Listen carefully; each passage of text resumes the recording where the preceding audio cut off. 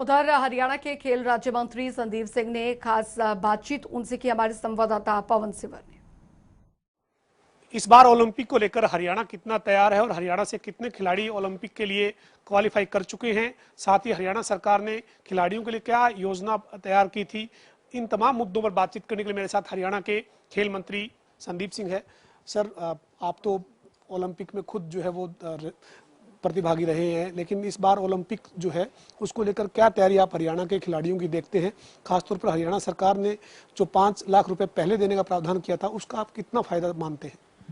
देखिए, 5 लाख पहले देने का जो एक मकसद था वो यही था कि खिलाड़ियों को जब हम किसी भी टूर्नामेंट में या किसी भी कंपटीशन में भेजते हैं तो उनकी कई ऐसी चीज़ें होती हैं। जब मेजर इवेंट होता है तो कई ऐसे खर्चे होते हैं जो सप्लीमेंट्स के हों, डाइट के हों या उनके इक्विपमेंट के हों, जो उनको ऑन द स्पॉट नहीं मिल पाते हैं। तो वो उस चीज़ को लेने के लिए एक मेरा यही मकसद था कि जब कोई बच्चा होता है, वो स्कूल में पढ़ता है, स्कूल में पढ़ने के टाइम जब वो फाइनल एग्जाम होते हैं उससे पहले वो ट्यूशन भी रखता है। वो ट्यूशन जब रखता है तो उसकी क्यों रखता है? क्योंकि वो तैयारी और अच्छी कर सके, जिससे कि वो अच्छे एग्जाम में नंबर ले सके।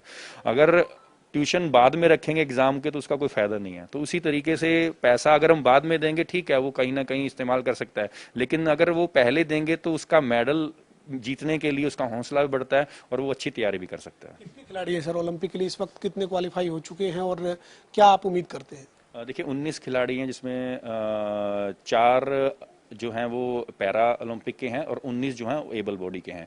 तो टोटल हमारे पास अगर देखें तो अभी 23 खिलाड़ी हैं और जो अभी तक सो फार, और काफ़ी लिस्ट अभी आने वाली है क्योंकि टीम गेम के और कई ऐसे गेम्स के हैं जो अभी लिस्ट अभी नहीं आई क्वालिफाई करने वाली। तो उम्मीद यही है कि इस बार अच्छे मेडल भी आएंगे और हमारा हिंदुस्तान के मेडल और plus as well as Haryana के मेडल भी अच्छे होंगे। सर, आप जो है वो खेल मंत्री से पहले आपने जो है वो खेल को जिया है, आप खेले हैं, और इस बार जो है वो एक बार फिर एक डोपिंग का मामला जो है वो रेसलर का सामने आया।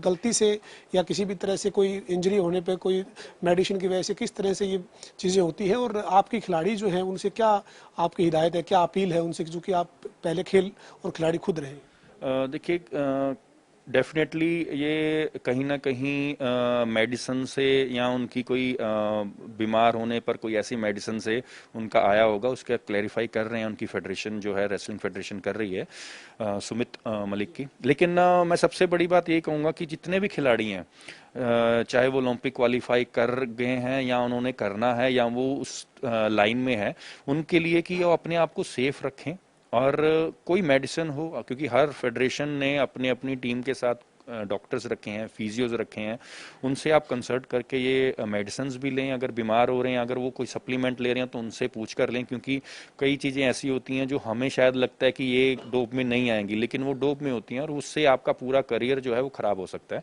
लेकिन आजकल काफ़ी चीज़ें ऐसी हैं जो खिलाड़ी स्टेप बाय स्टेप पूरा सिक्योर होकर चल रहा है, लेकिन फिर भी अगर कोई ऐसा मामला आता है तो उसमें फेडरेशंस को और गवर्नमेंट ऑफ इंडिया की जो स्पोर्ट्स अथॉरिटी ऑफ इंडिया है, इनके साथ मिलकर जो इनकी जो गाइडलाइन है उसको देखकर ही आप डाइट खाएं, अपनी सप्लीमेंट खाएं, क्योंकि ये आप देश को रिप्रेजेंट कर रहे हैं और देश की इज्जत का सवाल है।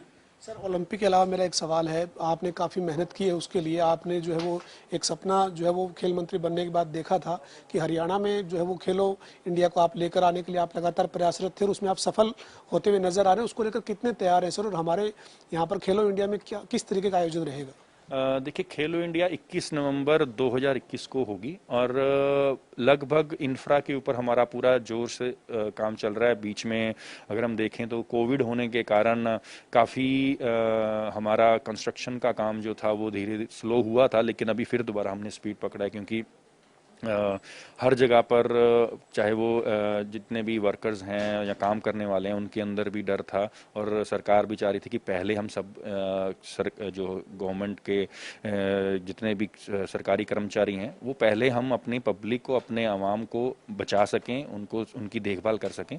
अब जैसे माहौल काफ़ी अच्छा सुधर रहा है, अच्छा ठीक हुआ है, तो इंफ्रा को रेडी कर इंफ्रा के साथ ही हमारा नेक्स्ट स्टेप जो होगा वो ये होगा कि हम जो बाकी की व्यवस्था के लिए जितने भी मैनेजमेंट टीम्स होती हैं उनको तैयार कर रहे हैं, जिससे कि हमें यहाँ रहने का, खाने का, उनके ट्रैवल का, उनके, क्योंकि जब कोई खिलाड़ी आता है तो उनकी साइट सीन का भी होता है। हमारे यहाँ पंचकुला और मोरनी का जो एरिया है वो देख सकें, ट्राई सिटी भी है, मोहाली, चंडीगढ़ और पंचकुला। तो इस एरिया में जब कोई आता है तो कभी कभी जो खिलाड़ी साउथ इंडियंस होते हैं जिन्होंने इस एरिया के चीज़ों को नहीं देखा होता तो वो भी देखना चाहते हैं। तो ये चीज़ों के ऊपर हमारा नेक्स्ट स्टेप है, लेकिन पहला स्टेप हमारा ये है कि इंफ्रा का, उसके बाद इंफ्रा के बाद जो खेलो इंडिया की टीम जो होगी और हमारी हरियाणा स्पोर्ट्स डिपार्टमेंट की जो टीम होगी वो मिलकर स्टेप बाय स्टेप हमारा वो पूरा जो एक खांचा तैयार हो चुका है उसके ऊपर हम काम करेंगे। मेन मकसद हमारा यही है कि पहले हम इंफ्रा बिल्कुल तैयार कर लें और काफ़ी हद तक हमारा वो इंफ्रा काम चल रहा है।